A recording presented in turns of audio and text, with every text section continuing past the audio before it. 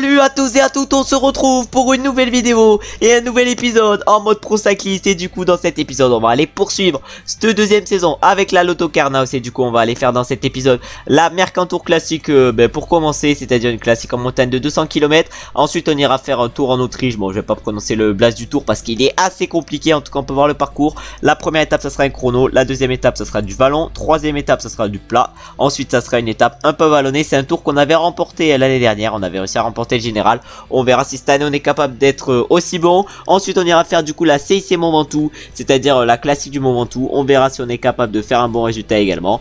En tout cas ça sera une course qui nous correspond pas trop vu qu'on a que 69 montagnes, mais peut-être que sur un malentendu on peut faire un bon résultat. Après on ira sur le Tour d'Occitanie, on fera les 4 étapes. Une première étape vallonnée, deuxième étape ça sera du plat, la troisième étape ça sera de la montagne et la dernière étape ça sera du plat. Et après on ira terminer la vidéo avec les championnats de France. On aura un chrono de ces championnats de France qui sera vallonné et qui fera 40 km, et on aura ensuite la course en ligne qui sera toute plate, une course en ligne de 250 km où malheureusement on n'aura pas trop notre carte à jouer vu le profil, mais peut-être que sur un malentendu on pourra essayer de piéger les sprinters. Et maintenant on va partir directement pour la Mercantour classique où on va se retrouver directement au départ et on va aller voir ce que le directeur sportif attend de nous. On est au départ de cette Mercantour classique et du coup sur cette première course de la vidéo on a un rôle de baroudeur, on doit se montrer en échappée et on doit terminer dans le top 50 de cette course. On va du coup essayer de prendre l'échappée et on va voir ce qui se passe ensuite. En tout cas on va voir ce qu'on est capable de faire. Je pense que le top 50 peut être envisageable, surtout le plus 2 aujourd'hui qui nous met clairement bien parce que ça nous fait un petit 71 montagnes.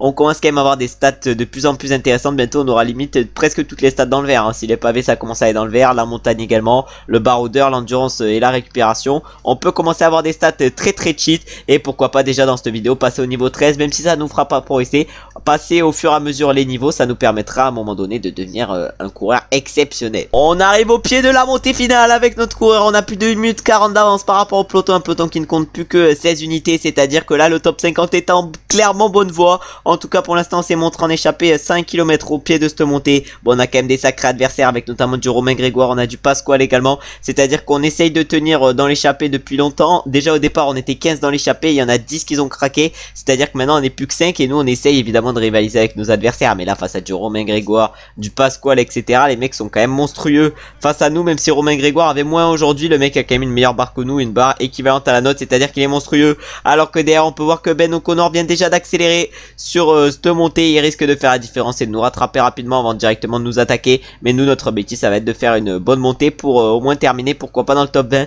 même si normalement le top 20 devrait être assuré. Bon, faudrait que j'arrive à m'exprimer, mais on sait jamais ce qui peut arriver, le top 20 n'est jamais assuré. Malheureusement on ne peut pas suivre le rythme de devant et c'est à dire que maintenant on va terminer la montée à notre rythme, on va voir comment ça évolue et on va se retrouver directement au sommet de cette montée pour voir si on réalise une belle performance ou pas. On est au sommet de cette montée avec Romain Grégoire, du coup on est à 2 avec Romain Grégoire. Bon, le top 50 va être largement réalisé, mais le top 25 malheureusement risque d'être compliqué à aller chercher. Non, le top 20, excusez-moi, le top 25 normalement on devrait aller chercher aussi, mais le top 20 ça va être compliqué. Je pense qu'on va terminer autour de la 20e place, autour de la 22-23e place, mais je pense pas dans le top 20. Et maintenant on va se retrouver directement à l'arrivée sur cette course et sur cette Mercantour classique pour voir qui c'est qui s'impose à l'avant, même si j'ai l'impression que Ben O'Connor figure parmi le grand favori. Et oui, c'est bel et bien Ben O'Connor le grand favori de cette Mercantour classique, puisqu'il va s'imposer aujourd'hui sur cette course. Et après je sais pas du tout qui c'est qui va terminer deuxième, mais il nous reste en tout cas encore 5 km et le deuxième aujourd'hui c'est Rafal Maïka. Puis ensuite on a Champoussin qui termine troisième et nous maintenant on va rester dans les roues et on va voir combien on termine sur cette course. Et nous il nous reste encore 800 mètres sur cette Mercantour classique. Est-ce que le top 20 va être réalisé? Je sais pas.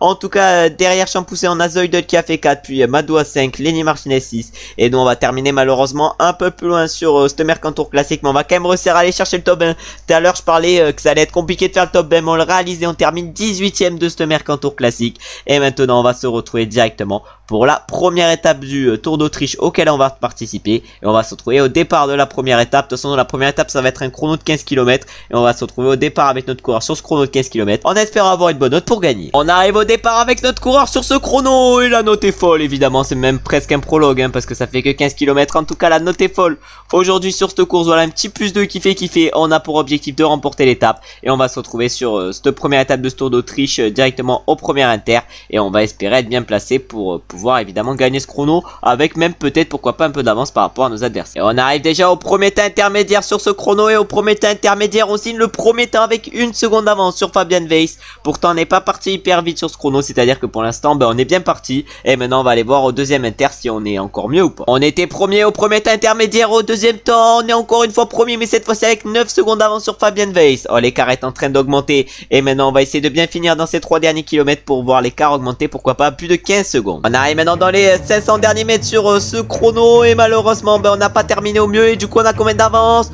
On peut même pas voir, on était le dernier à partir. On met 25 secondes à Fabian Weiss. Oh, j'ai parlé de 15 secondes, mais on lui a mis une branlée ultime sur cette première étape. On l'a relégué à 25 secondes. Oh, les écarts monstrueux déjà sur cette première étape de ce Tour d'Autriche. Et du coup, on empoche combien de points? On empoche 20 points après cette première étape. Et du coup, on est bientôt au niveau 13. Hein. Je pense qu'on a largement la capacité de passer déjà au niveau 13 dans cette vidéo. Et maintenant, on va partir pour la deuxième étape de ce Tour d'Autriche. On va se retrouver directement au départ. Et on va voir quelle est notre note sur cette deuxième étape où on aura peut-être quelque chose à jouer. Après une première étape où on s'est imposé, sur la deuxième étape, on n'a pas d'objectif particulier, on a juste un rôle de leader du classement général. On a du coup pour objectif initial sur cette espèce de Tour d'Autriche de remporter le classement général final. Malheureusement on a -2 sur cette deuxième étape, mais il va falloir faire avec et on va se retrouver directement dans le final. On est dans les 5 derniers kilomètres sur cette deuxième étape. J'ai géré ignoblement cette étape, vraiment j'ai été distancé à un moment par faute d'inattention et du coup là on a perdu énormément d'énergie, une énergie que j'aurais dû ne pas perdre, hein. Une énergie que j'aurais dû conserver alors que là il y en a un qui a essayé d'accélérer. On était bien sur nos gardes, on va faire rouler notre coéquipier Pajur qui va essayer d'imposer pourquoi pas une espèce de faux tempo. En tout cas nous on va quand même réussir à ne pas perdre de temps, j'ai l'impression, sur cette étape, malgré l'erreur bête que j'ai fait dans la précédente montée, c'est à dire que dans la première catégorie j'étais resté en garde des positions 65. Du coup logiquement j'ai reculé à fond et j'étais un peu distancé. Du coup il a fallu faire un peu l'effort. En tout cas il reste 1 km 400. Est-ce que notre 72 d'Axel peut faire la différence? 1 km 900 mètres, on lance à 900 mètres. Est-ce qu'on va être capable de faire un bon résultat? Non, on n'avance pas malheureusement. Et on va faire un sprint bien raté, alors que devant c'est Auer, comment il s'appelle, c'est de Daniel Auer, je crois qu'il s'appelait Denis, en tout cas il s'impose devant Jost Brickman. Ensuite on a Tim Waffler qui termine 3ème, Dea Buzzo 4ème, Michael Gogel 5ème et nous malheureusement on ne termine que 7ème.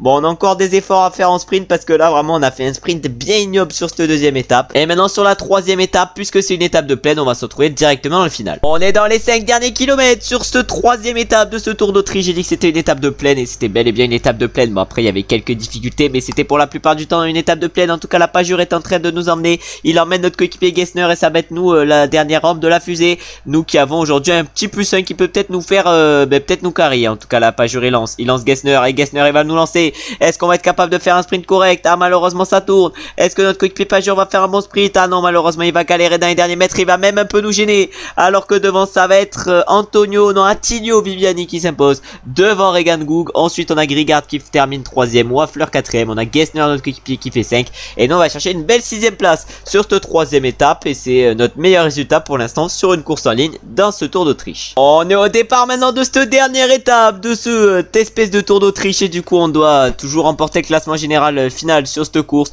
On peut voir que c'est une étape ballonnée, mais ça sera pas extrêmement dur, ça va finir dans une petite côte, peut-être que ça peut nous avantager. En tout cas le -1 malheureusement va peut-être nous empêcher de gagner aujourd'hui. En tout cas va falloir essayer de faire le meilleur résultat et on va se retrouver directement je pense dans les 5 derniers kilomètres. Il reste encore 5 km sur cette dernière étape de ce Tour d'Autriche. Normalement on est déjà assuré de remporter le classement général, à moins d'une chute dans ce final. Normalement on devrait le remporter et là du coup Gessner va nous emmener dans ces derniers mètres. On est 71 dans le peloton, c'est à dire que la côte de seconde catégorie a pas fait beaucoup d'écart, mais là la montée finale, est-ce qu'elle va en faire des écarts? Je sais pas. En tout cas nous on va essayer de se faire emmener tel un roi par Gessner. Gessner il est en train de faire un travail monstrueux, déjà il est un peu progressé, en plus avec son +5 il a des strats qui sont exceptionnels. Est-ce qu'il va pouvoir bien nous emmener le Gessner? Je sais pas. En tout cas nous on va lancer ça c'est sûr à 900 mètres. Est-ce qu'il va faire un gros résultat le Gessner? Je sais pas. En tout cas nous on s'est fait un peu gêner, il reste 500 mètres. Est-ce qu'on va être capable de gagner aujourd'hui? Ah non, malheureusement on va aller chercher encore une place d'honneur mais toujours pas la victoire et c'est Schweiti qui va aller chercher la victoire sur cette dernière étape devant Grigard et Herzog et nous on termine 4ème, puis on a Ichiria qui termine 5ème. Malheureusement on aura remporté 0 étape en ligne sur ce Tour d'Autriche. On aura remporté la première étape qui aura été un chrono, mais c'est la seule qu'on aura remportée et pour l'instant c'est notre seule victoire de la vidéo. Va falloir au moins aller en chercher une deuxième sur les prochaines courses auxquelles on va participer et maintenant on va aller voir le podium de cette course où normalement on devrait empocher quelques maillots. Et du coup les podiums commencent comme d'habitude avec le vainqueur de l'étape qui est donc Schweiti, s'est imposé devant Grigard et Herzog. Nous on a terminé 4ème de cette dernière étape et du coup au classement général on s'impose largement par rapport à nos adversaires vu qu'on met 25 secondes au deuxième et 28 secondes au troisième. Au classement du meilleur grimpeur, c'est Fellner qui s'impose devant Auer. Ensuite au classement par points, c'est nous qui nous imposons. Et au classement des jeunes, c'est également nous, c'est-à-dire qu'on a remporté le général, le maillot vert et le maillot blanc. Et du coup, on a réussi à créer l'écart justement au classement général sur le chrono. On leur a mis une kékette, sur le chrono. Je crois qu'on a mis 25 secondes au deuxième, mais vraiment il était insane. Le plus 2, il nous avait clairement carry. Et du coup, on remporte 48 points suite à ce tour d'Autriche. Et ça nous rapproche du niveau 13 qui n'est plus qu'à 22 points. Et maintenant, on va partir pour le CIC Momentum, une classique professionnelle, c'est-à-dire que l'adversité risque d'être meilleure. Et on va se retrouver au départ de cette course pour voir ce que le directeur sportif attend de nous. On est au départ de ce classique CIC Momentum. On a un rôle d'électron libre. On est censé partir dans l'échappée. On est censé terminer dans le top 50 également. En tout cas, c'est ce que le directeur sportif veut de nous. Et nous, du coup, on va essayer d'abord de partir dans l'échappée parce que je pense qu'on aura plus de chances de réaliser dans le top 50 en étant dans l'échappée qu'en restant dans le peloton, parce qu'on aura quand même des mecs très costauds. Déjà, on a tous nos coéquipiers qui ont des notes de fou furieux. C'est-à-dire qu'avec leurs notes de fou furieux, ils sont mieux que nous qui sommes en grande forme et qui avons 0. Vraiment, ça va être compliqué aujourd'hui ce CIC Momentum. Ça va être compliqué surtout de réaliser l'objectif du sponsor, l'objectif plutôt du directeur sportif. Oh là, j'ai fail avec la carrière. Et on va se retrouver normalement directement au pied du Momentum et de la deuxième montée du Momentum, c'est-à-dire celle par Bédouin. On est au pied de la montée finale avec notre coéquipier Schrag. On espère qu'il va nous emmener le plus loin possible. Déjà, il y a l'autre qui accélère dès le pied de ce Momentum. Au moins, on aura réussi l'objectif d'échapper vu qu'on aura fait 80 km en tête de groupe sur les 50 qu'on devait faire. Et maintenant, on va faire la montée à notre rythme avec pour objectif de terminer dans le top 50. Ça risque d'être compliqué, mais je pense qu'on est largement capable de le faire. Ils sont encore 85 dans le peloton et je pense qu'on va se retrouver maintenant directement à l'arrivée sur ce CIC Momentum pour voir qui c'est qui s'impose, parce que nous, on n'aura pas trop un rôle d'acteur aujourd'hui. Le premier est en train d'arriver sur ce CIC Momentum et ça va être Moreira, un Uruguayen, qui va s'imposer sur cette étape. Bon, je le connais pas, ça doit être un petit régène. En tout cas, il a été costaud sur ce CIC Momentum et il va s'imposer devant Gebrezager et Tuggles. Et nous, on va voir combien on termine sur cette course. Il nous reste encore 1 km 500 et on est dans un groupe de 4. Ouais, est-ce qu'on va être capable d'aller chercher le top 50? Normalement, le top 50 devrait être large, mais combien allons-nous terminer aujourd'hui? J'en ai aucune idée. En tout cas, on va finir à notre rythme. On va finir à notre rythme. On a encore Garcia dans la roue. Louis Barré va nous dépasser à une vitesse folle et on va tout donner dans ces derniers mètres, mais malheureusement, on va se faire dépasser par pas mal de monde et on va terminer 24e de ce CIC Momentum. En vrai de vrai, c'est un résultat convenable. Et maintenant, on va aller voir combien de points nous rapporte ce CIC Momentum, parce qu'il y a moyen qu'on passe au niveau 13 grâce à celui-ci. Et du coup, ce CIC Momentum nous rapporte 29 points. On va bel et bien passer au niveau 13 suite à cette course. Et du coup, on va aller voir encore 1000 points. En tout cas, on a accès maintenant aux courses de catégorie World Tour. Ça tombe bien, on n'était même pas en Conti Pro avec notre équipe. Et du coup, on va aller mettre le point en quoi? On va aller mettre le point en... En vrai, je sais pas du tout le mettre le point. On va mettre le point en volonté. Comme ça, au moment où on aura une forme négative, on pourra avoir une forme positive. Et maintenant, on va partir pour le Tour d'Occitanie, où on va se retrouver au départ de la première étape. Encore une fois, pour voir ce que le directeur sportif attend de nous, parce qu'on sait jamais ce qu'il veut nous, le directeur. On est au départ de cette première étape du Tour d'Occitanie. On a un rôle d'équipier sur cette première étape, c'est-à-dire qu'on doit travailler en tête de groupe 25 km. Je pense qu'on va avoir ce rôle à peu près sur tout ce tour. Et on va se retrouver déjà sur cette première étape directement dans le final pour voir qui c'est qui s'impose, parce que ça m'étonnerait qu'on soit acteur vu qu'on doit être équipier. Les premiers vont arriver sur cette première étape. Nous, on s'est relevé avec notre coureur, mais on va quand même terminer premier de notre équipe. Et tout devant sur cette première étape, ça va être Jakob Fuglsang qui va s'imposer devant Jousso, Alain Jousso même qui va chercher la 3ème place, Rémi Rochas fait 4, Laurent Is 5ème, 4ème excusez-moi, et Camille Bonneux 5ème.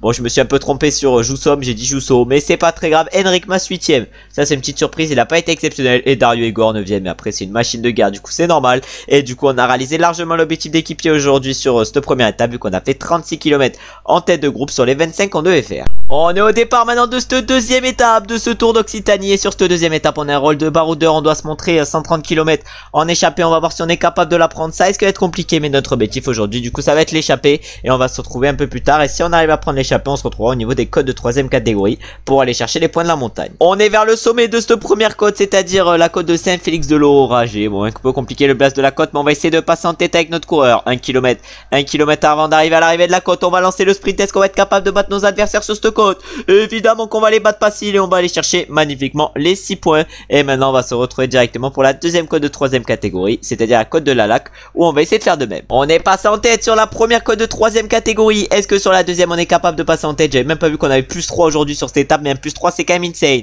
En tout cas là on va essayer de passer en tête. Grelier il nous suit pas, Grelier il nous suit pas, mais nous on va tout donner. Du coup dans ces 500 derniers mètres, et normalement on devrait passer facilement en tête, même si Fabien Grelier allait revenir sur nous, on passe quand même facilement en tête. Et on est du coup maintenant à 12 points au classement de la montagne, et classement de la montagne qu'on essaiera de jouer sur la 3ème étape, vu que ça sera une étape de montagne. Et on va se retrouver maintenant sur cette étape directement dans le final. On est maintenant dans les 3 derniers kilomètres sur cette deuxième étape de ce Tour d'Occitanie. Bon, on va pas aller chercher un résultat de faux, mais on aura réussi à aller chercher le point de la montagne. Mais on va aller voir qui c'est qui va s'imposer devant Alan Ryu. Est très bien parti, mais ça va pas être lui qui va aller gagner. Est-ce que notre coéquipier va gagner? Non, malheureusement Christian Koch ne s'imposera pas et c'est Milan Frentin qui remporte cette deuxième étape devant Nasser Boigny. Et notre coéquipier du coup Christian Koch termine 3ème, tandis que nous aujourd'hui avec notre coureur on termine un peu plus loin, vu qu'on termine 29ème, mais au moins on a largement réussi l'objectif de baroudeur, vu qu'on a fait 145 km sur les 130 km qu'on devait faire en échappée. On est au départ maintenant de cette troisième étape de ce Tour d'Occitanie. On a encore une fois un +3 sur cette troisième étape comme sur la deuxième.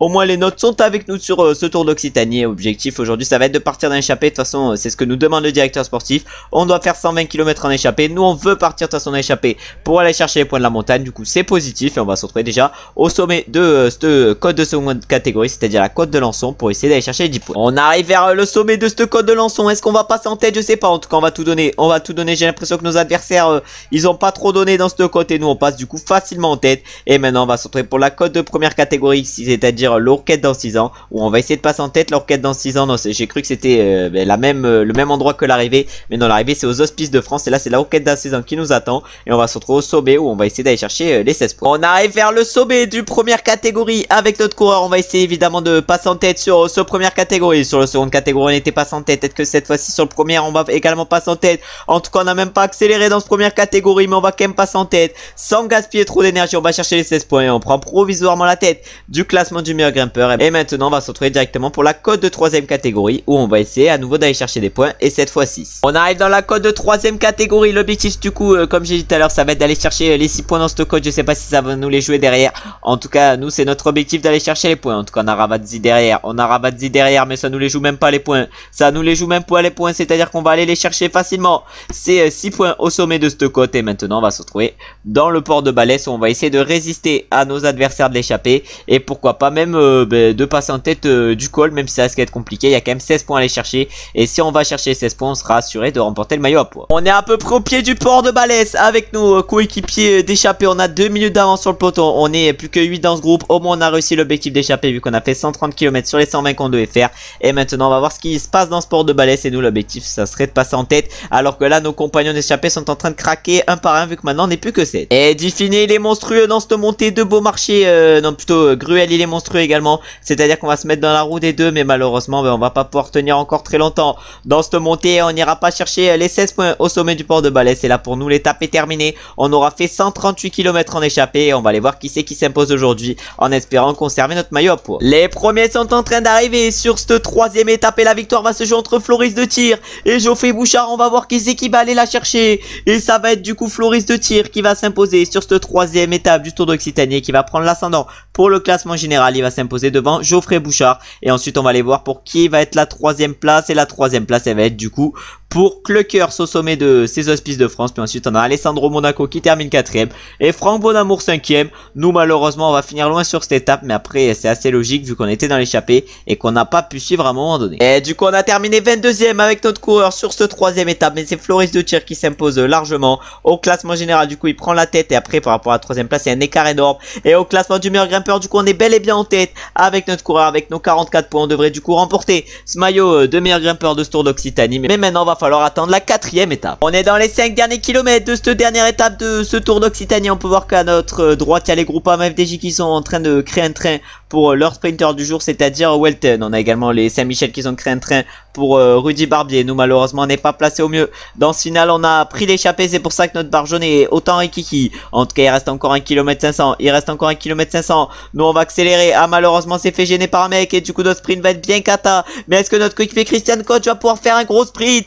Il va faire un gros sprint, mais malheureusement il ne va pas gagner vu que ça va être Rudy Barbier qui va remporter cette dernière étape du Tour d'Occitanie devant Milan Frentin et Van Resburg. Et du coup notre coéquipier Koch va chercher la 4ème place, et ensuite c'est Daniel Hauer qui complète le top 5, tandis que nous avec notre coureur aujourd'hui on complète le top 20. Et du coup on peut voir les classements d'abord de cette 4ème et dernière étape de ce Tour d'Occitanie. Au classement général du coup c'est Floris de Tir qui va remporter ce Tour d'Occitanie devant Geoffrey Bouchard pour seulement 16 secondes, et après les écarts par rapport au 3ème et à Clucker sont énormes. Au classement du meilleur grimpeur là c'est nous qui nous imposons avec notre coureur avec 10 points d'avance sur Titza. Au classement par points c'est Frentin qui s'impose, et au classement des jeunes c'est Cluckers. Bon nous on termine 9ème de ce classement classement des jeunes, mais après on n'a pas joué le classement général sur ce tour d'Occitanie. De toute façon, on n'en était pas en capacité et du coup on remporte 14 points avec ce tour d'Occitanie. Et maintenant pour clôturer la vidéo, on va aller faire les championnats de France du chrono et les championnats de France sur route et on va se retrouver déjà à notre départ pour les championnats de France du chrono. On arrive au départ avec notre coureur, mais voilà, mais on a que des notes nulles sur les championnats qui sont importants, c'est-à-dire les championnats de France, les championnats d'Europe et les championnats du monde.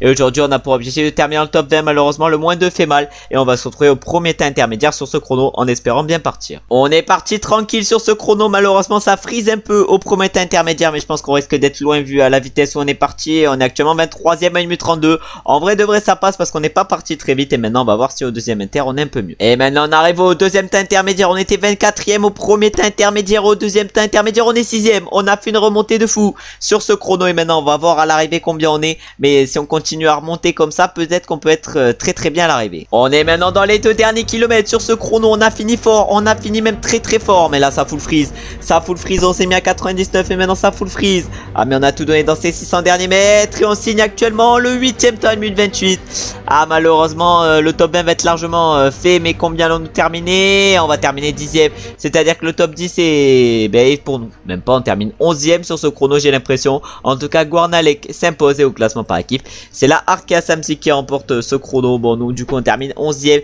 égalité avec Ocré le 10ème. Bon on n'était pas loin du top 10 sur cette course et on empoche du coup 20 points après ces championnats de France du chrono. Et maintenant on va partir pour la course en ligne de ces championnats de France où on va se retrouver directement au départ. Normalement je pense qu'on va avoir un rôle de baroudeur sur ces championnats de France, mais on va voir si c'est ça ou pas. On est au départ de ces championnats de France avec notre coureur, on a bien un rôle de baroudeur, on a plutôt un rôle de puncher outsider, mais voilà on doit partir dans l'échappée, on doit être présent dans l'échappée sur les 85 km dans les 170 derniers kilomètres. On va voir si on est capable de faire ce que nous demande le directeur sportif et on va se retrouver dans le final sur ces championnats de France, des championnats de France où on va au moins essayer d'être acteur.